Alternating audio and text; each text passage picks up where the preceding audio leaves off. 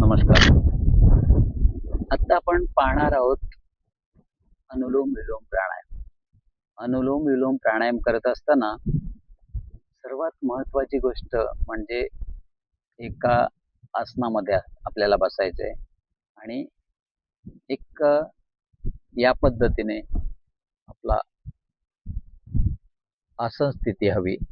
त्यानंतर जी श्वासाची प्रक्रिया आहे, श्वास कसा घ्यायचा, तर उजव्या नाकपुडीवर उजवा अंगठा देऊन डाव्या नाकपुडीतून श्वास घ्यायचा आहे. ही दोन बोटं या पद्धतीने बाहेर काढायची आणि डाव्या नाकपुडीतून श्वास घ्यायचा आहे. आता तो श्वास घ्यायचा किती?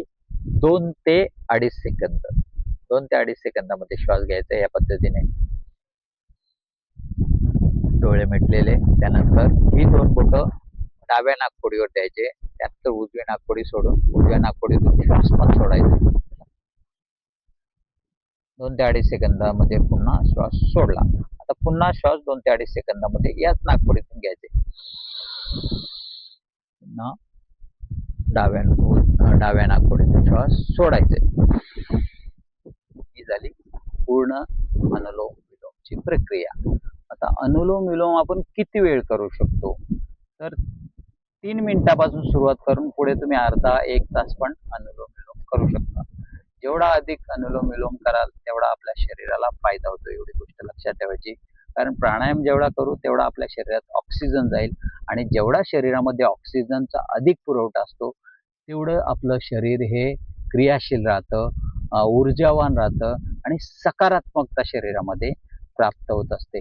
आता अनुलोम विलोमचे अनेक फायदे आहेत. त्या फायद्यामध्ये सर्वात महत्वाचा फायदा म्हणजे आपलं हृदय मजबूत होतं. त्यामध्ये आपलं ब्लड सर्क्युलेशन व्यवस्थित होतं आणि शरीराच्या दोन्ही भागांमध्ये पूर्णतः ऑक्सिजनचा पुरवठा होत असतो.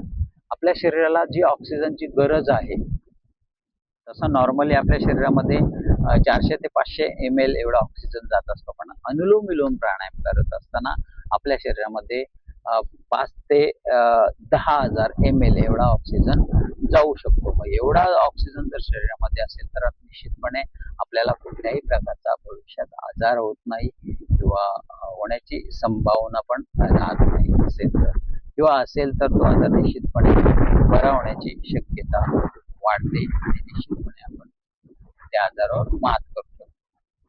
अशा प्रकारे अनुलोम विलोमचे जे फायदे आहेत ते आहेत. नमस्कार.